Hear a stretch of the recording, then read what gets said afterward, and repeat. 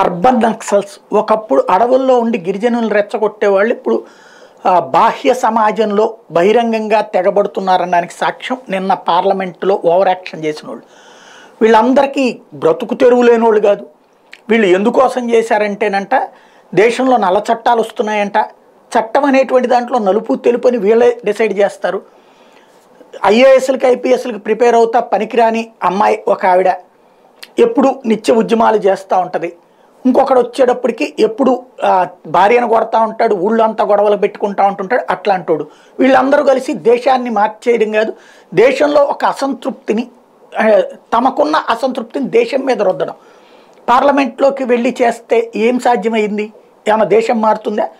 దేశం మారిందన్నటువంటి విషయం ఇక్కడ స్పష్టంగా కనబడింది. ఏంటంటే గతంలో పార్లమెంట్ మీద దాడి జరిగినప్పుడు భయభ్రాంతులకు గురైనటువంటి పార్లమెంట్ సభ్యులు ఈసారి ధైర్యంగా పట్టుకుని చితకబాదారు. మామూలుగా కాదు, చితక్కొట్టి మరీ అప్పచెప్పారు.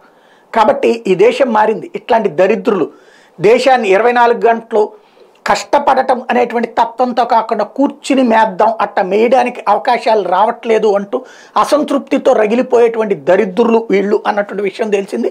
వీళ్ళకి జేబీఎం నినాదాలు, భారత్ మాతకి జై నినాదాలు, ఇట్లాంటివన్నిటి వెనకాల సోరోస్ ఉన్నాడా, కాంగ్రెస్ ఉందా అనేది తేలాల్సినటువంటి అంశం అయితే ఉంది.